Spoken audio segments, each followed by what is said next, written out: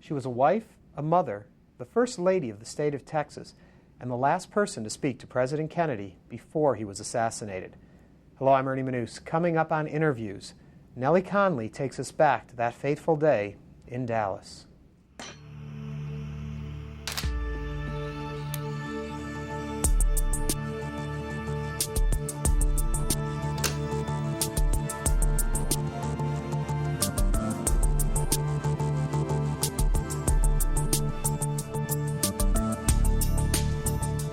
When you think back on the Kennedy assassination, what comes to your mind? A horrible incident in the history of our state and our country. An unbelievable happening. Having been part of it, though, how do you think you view it differently than the rest of the country does? Well, because I was in there. I was a part. First, let me tell you that I cannot believe it has been 40 years. Second, I can't believe that I am the last surviving person that was in of the four of us that was in the back of that limousine.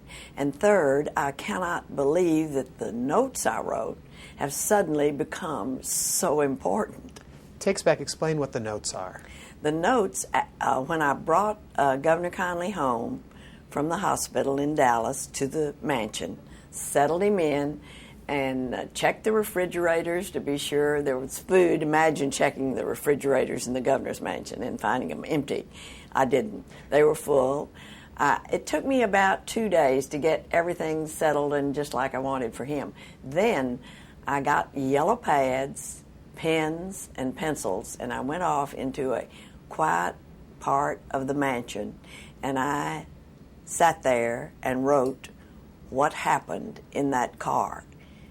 Not for you, not for the world, not for history, not because I thought I was a writer.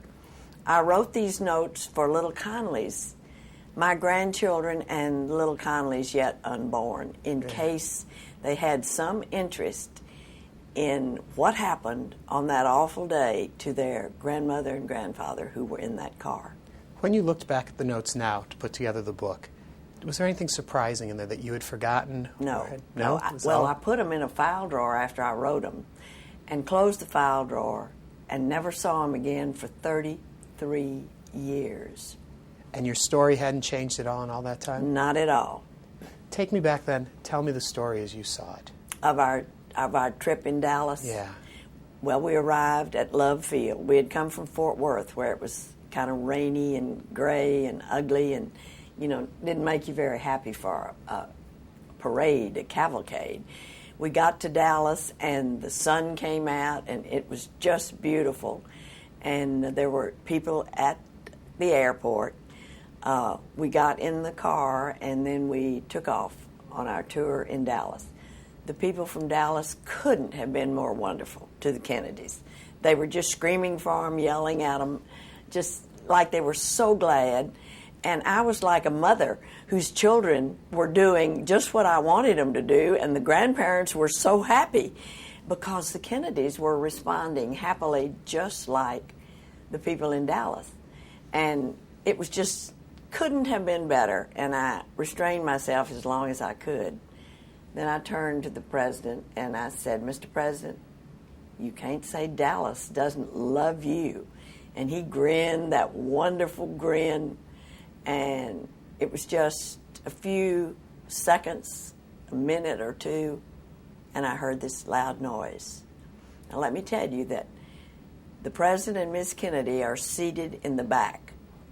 John is in front of the president, and I'm in front of Miss Kennedy. We are in jump seats that have a space between them. They're on a plank seat that they can raise and lower at will. So when I heard this noise, it came over my right shoulder, and I turned around.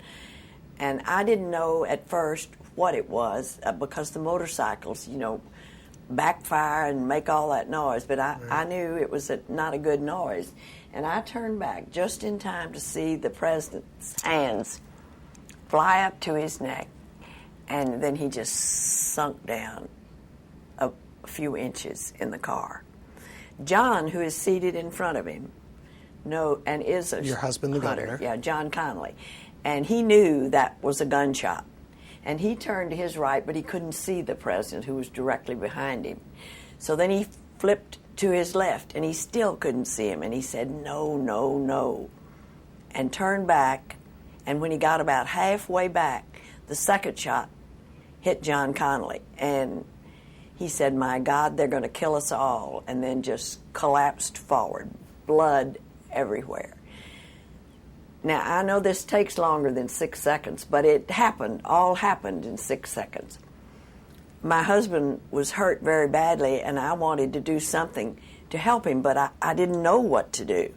So I just pulled him over as best I could. He was too big a man for that little area, and pulled him over across my lap. So he's lying there, face up. One of his hands that had always had his Stetson in it was up on his chest, and then I put mine over and pushed him down. And the doctors said after we got to the hospital that if we hadn't done that, that wound was called, I've forgotten the name of it right now, a sucking wound, and that it sucks air in. And on the battlefield, they close it. They stuff it with anything, a sock, a scarf, a shirt. And by putting our hands over his chest, we closed the wound. And they said John probably would have died before we got to the hospital. Wow. That was the second shot. Really tore him up. Then, while I had him down, there was the third shot. And see, I couldn't move, so I couldn't turn around. I couldn't do anything. But tiny, bloody matter was all over whatever part of the interior of the car there was, and all over our clothes. So I knew that had been a pretty powerful shot. That's the one that took the president's head. Now, we got to the hospital. The Secret Service man said, "Pull out of the cavalcade. Go to the nearest hospital." So they just yanked that car out, and I could hardly hold John. It was such, they got out so fast. And then they turned and went tearing down the... Could you hear Jackie in the back? Jackie said, "They have killed my husband. I have his brains in my hand." That's when I knew it was head. But see, I couldn't turn back. And when we got to the hospital, the Secret Service surrounded the car. There were 8 of them in a car behind us all the time. They surrounded the car, and some were crying, and they were saying, "Mr. President, Mr. President," and they were trying to get Ms. Kennedy out of the car, and she didn't want to get out of the car. John, all this time, is in and out of consciousness, and suddenly he raised himself up and just fell over toward the door. And I asked him the next day or two, I said, "What were you doing?" And he said, "I knew the door was on my right, and they were trying to get the president out, and I knew I had to get out of the car." And then he just was unconscious again. Somebody opened the door of the car and picked John up and put him on a stretcher and took off. And I jumped out of that car, and I ran after that stretcher. What I was running to and what I was running from, I had no idea. But run I must, because I could hear him saying, "It hurts, it hurts." So I knew he was alive. Yeah. And then, well, it's a long story. I don't know how much you want. When all of this is going on, though, and you're sitting there with the man you're married to, your husband, what's going through your mind? What was going through my mind was, how long do I sit here with this man that I know is still alive while they do something with my president? In deference to my president, how long must I wait before and I know the president's gone. Right. How long must I wait before I ask somebody to help him? And that's when he just heaved himself up and fell over toward the door, and they opened the door and took him out. Do you ever question the events that happened, what could have been different, what you could, I mean, when Why, reading... Why, yeah. if, sometime, but I'm not sure we could have done anything with a crazed mind out there. One thing reading through your book that comes to my mind is if the weather hadn't changed and gotten nicer that day, how different all this could have been. We would have had the bubble top on, and see, it's bulletproof. The windows are safe windows too, and they might could have hit him, but they probably couldn't have killed him. But you know, can't change any of that. Yeah. The time at the hospital, the time that you were sitting there not knowing. Well, at the hospital, they put me in trauma room 2 and closed the door. And I have never been as alone in my life as I was behind that closed door, wondering how John was doing on the inside. The hallway was just jammed with police and Secret Service, and they all had guns out and ready. And people were just racing all over, but I stood there very alone behind that door. Somebody brought 2 chairs. They brought the president in, and of course there was much commotion over there too. But I was not in that room. And then somebody brought 2 straight chairs and put one outside trauma room 1 and one outside trauma room 2. And Jackie and I sat in those chairs while all this wild commotion was going on. And one thing I can't help but say, somebody from the hospital in all of that, from the office, came up to me and said, "Ms. Connally, you're going to have to fill out some forms for Governor Connally." And I just looked at that. I thought, mine might have gone off if I'd had one. I didn't do anything, and so she left. But it was so wild. And then I wondered, were all the wonderful doctors over with the president? They couldn't help now. When maybe, see, I would jump up and push that door open to John's room, and if any part of him moved, a toe, a finger, or if he made any sound, I knew he was still alive. So I would shut the door and sit back down in the chair. Mm-hmm. But it was a pretty bad time. In reality, well, I should say in your mind, how long did all of this take as opposed to reality? Did it seem like I have eternity? No idea. It could have been a half an hour, it could have been 2 hours, it could have been a half a day. When you think back on it, do you remember it as a quick moment, or does it drag on? I just remember it as a horrible moment. It's like in the car. What I remember in that car, they had given me a bunch of yellow roses when we arrived, and they had given Miss Kennedy a bunch of red roses. And I have one bad memory about that car. I see red and yellow roses scattered all over it and blood all over them. You cannot imagine, in your wildest imagination, how horrible that was. Is it hard to recount the story even today? No, because I've lived with it for all these years, and for weeks and weeks and weeks, John would cry out in his sleep every night, and the first time he did, I asked him the next morning, I said, "John, what were you dreaming? What were you doing?" And he said, "They're always after me." I said, "Who?" He said, "People with guns." I said, "Who are these people?" "I don't know who they are, but they're always trying to get me." And in my mind, mine was more when I was awake, just like a phonograph record. This whole thing would go through my head over and over and over again. And it took us weeks to get through that. But then finally, I got to where I could push the whole thing back in the back of my head, never to be forgotten, but not to have to live with constantly every time I'm awake. Is that hard to do, though, when so much news attention is given to the event? Now, I mean, it's still, they give time. I don't dream because I know the story, I know how it happened, I know how it ended, I know there was nothing we could do about it. I know Oswald shot 3 shots from his window and had 3 hits. And as John said, he had a $15 some kind of gun and a scrambled egg mind, and he could have been anywhere. He just happened to be in Dallas. So you have no question about what actually happened. You're pretty resolved with I don't. the Oswald I don't. story. And when afterwards, John was appointed Secretary of the Treasury by President Nixon, and all this Secret Service stuff and all that was under the Secretary of the Treasury. So he had all the papers sent over about the Kennedy assassination and studied them, and we'd talk about them, and it didn't change our mind at all. Yeah.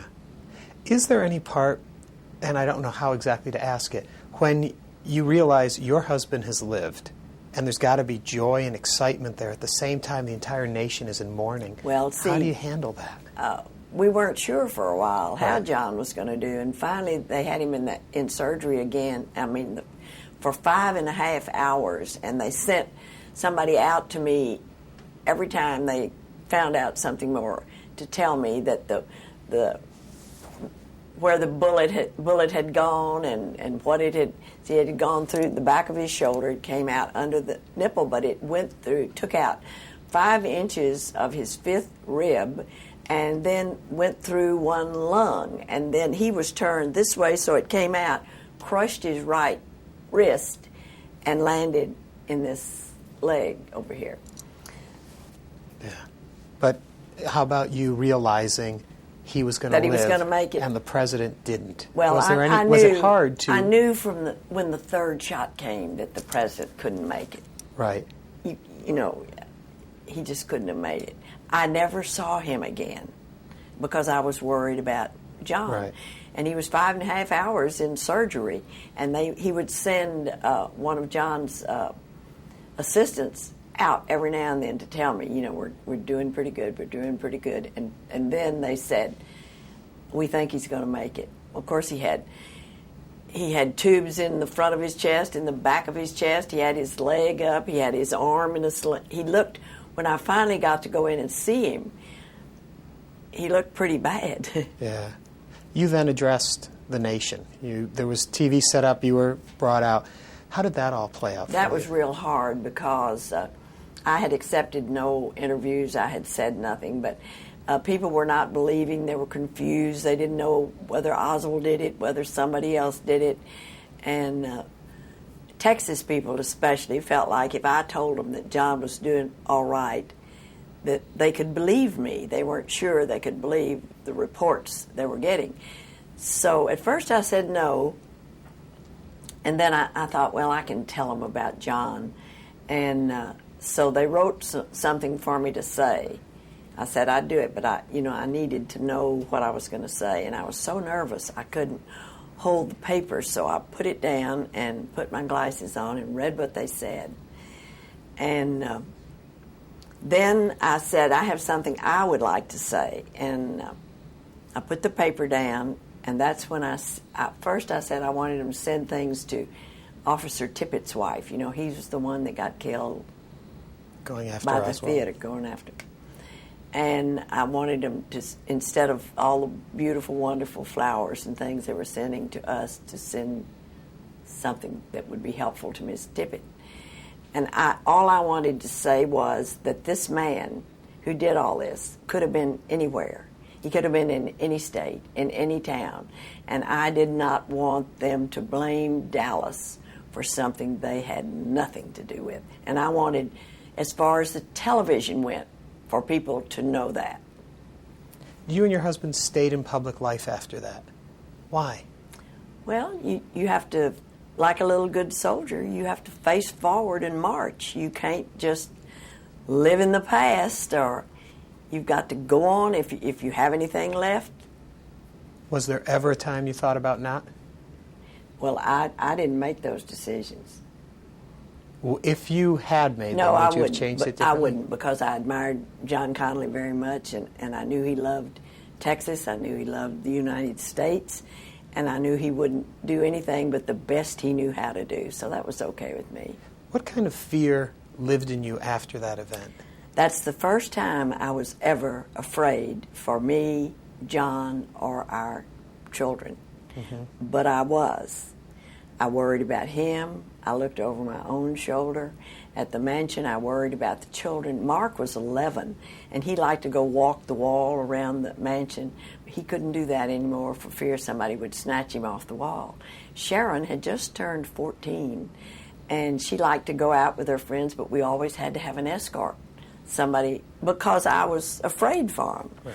And that's not a good feeling. John was 17. We sent him to the funeral, and that was an experience for a young man. I think that's one of the most interesting parts for me of your book is the fact that we forget you had children and all this disinformation is going out and you're at the hospital, and how do you get word to your children? And like Sharon said, when the principal of our school and somebody else told her that the president and her daddy had been shot, Sharon said, shot meant dead to me.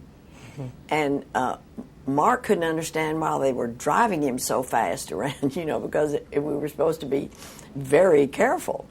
And that's what I said. I want something in this book from these 3 children who were at the governor's mansion alone, that they didn't know whether their father would live or die. Their mother was with their father, and here they were. And one thing they said that interested me was they had never seen so many grown people crying.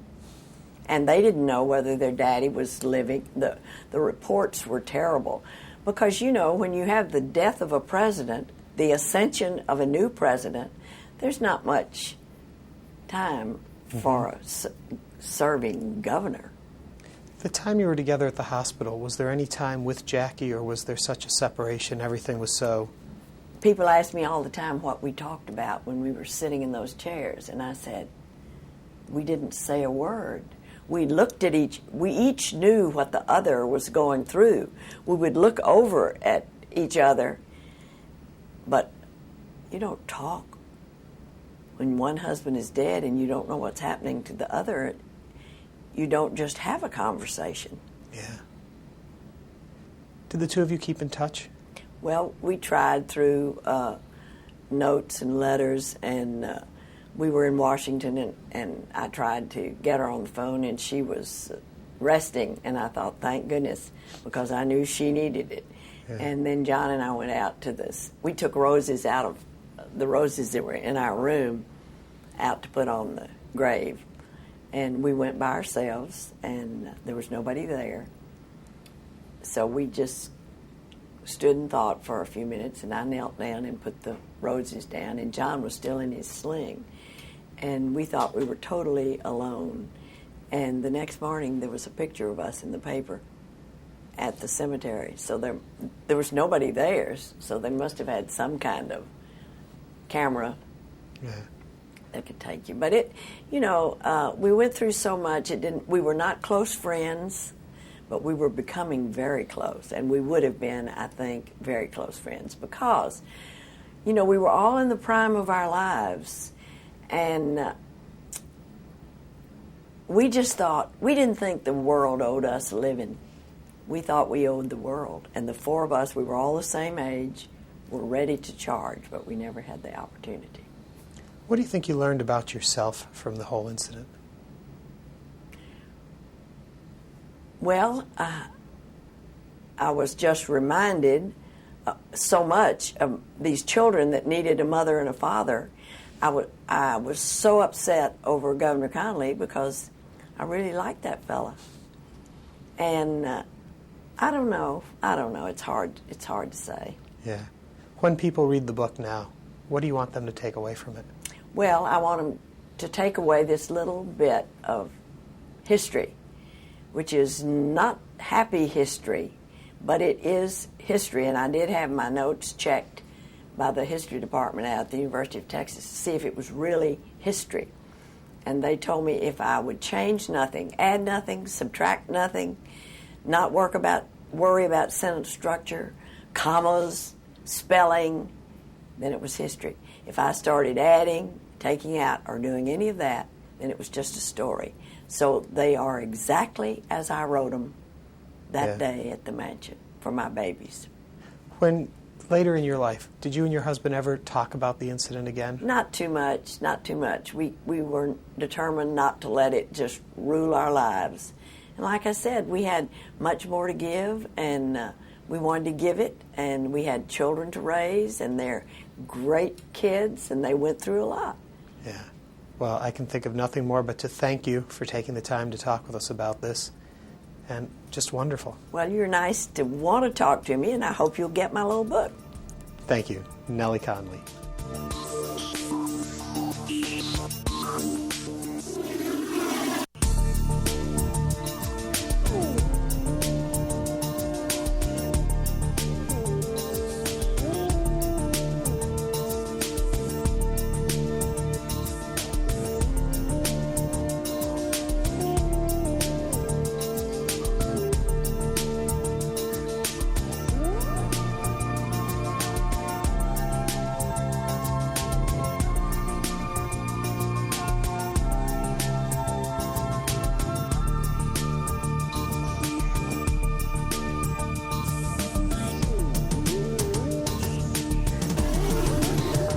To order a transcript, call 866-652-3378 or send $6.95 to the address on your screen. Please include the name of the guest.